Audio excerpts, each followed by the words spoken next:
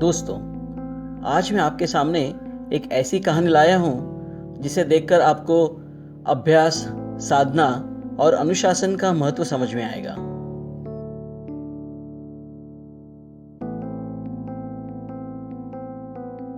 ये कहानी हमारे शास्त्रों में उल्लिखित है।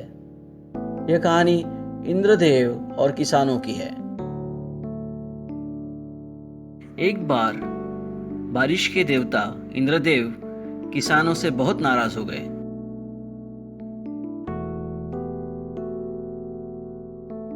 उन्होंने घोषणा कर दी कि आने वाले 12 सालों तक जरा भी बारिश नहीं होगी।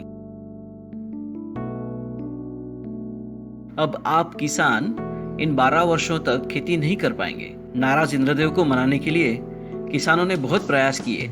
इस पर इंद्रदेव ने कहा कि आप लोग जाकर भगवान शिवजी को डमरू बजाने कहते हैं। अगर वे डमरू बजाते हैं तो मैं अपनी बात वापस लेकर बारिश करूंगा। दूसरी ओर इंद्र ने गुप्त रूप से भगवान शिवजी को सारी बात बताकर उन्हें इस बात के लिए राजी कर लिया कि वह किसानों की विनती के बाद भी 12 वर्षों तक डमरू नहीं बजाएंगे।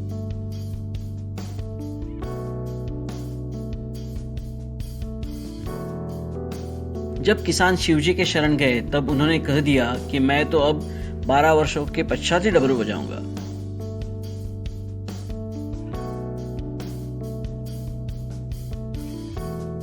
किसान निराश हो गए।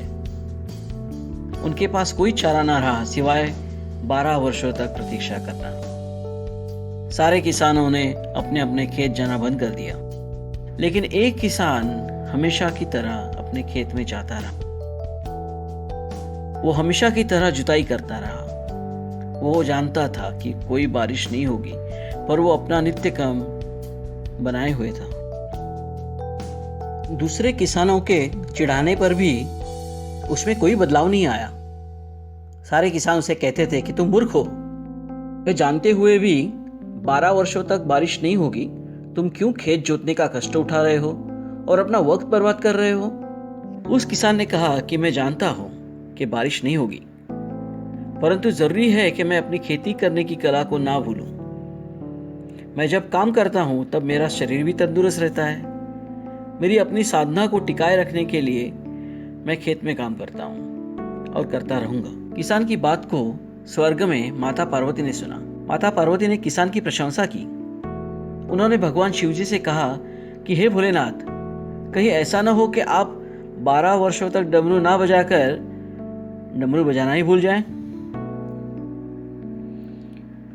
शिवजी बोले कि ऐसा नहीं हो सकता। मैं डमरू बजाना कभी नहीं भूल सकता। चाहिए तो देखो, मैं अब भी हमेशा की तरह डमरू बजा सकता हूं। प्रमाण देने के लिए भगवान शिवजी ने डमरू बजाया। तभी इंद्र की बात को सिर्फ 4 साल हुए थे। अब इंद्र के पास बारिश करने के सिवाय कोई विकल्प नहीं रहा।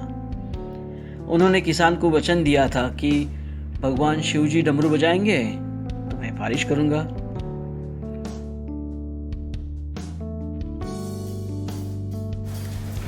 बस फिर क्या, अचानक हुई बारिश से सारे किसान बौखला गए। उन्होंने अपने खेतों को तो जोता ही नहीं था, इसीलिए उन्हें बारिश से कोई फायदा न हुआ। केवल एक ही वो किसान जिसने अपनी कला को टिकाए रखने के लिए हमेशा अपने खेतों को जोता था, उसके खेत में फसल लहरा उठी। दोस्तों, साधना, अभ्यास और अनुशासन का उपयोग हमारे जीवन में इस किसान की खेती के जैसा है। अगर हम अपनी कला को तरोताजा रखना चाहते हैं तो हमें उसका नियमित उपयोग करते रहना चाहिए।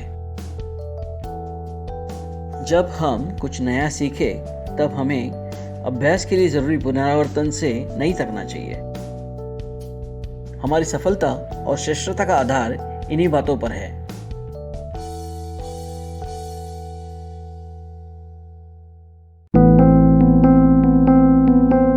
धन्यवाद।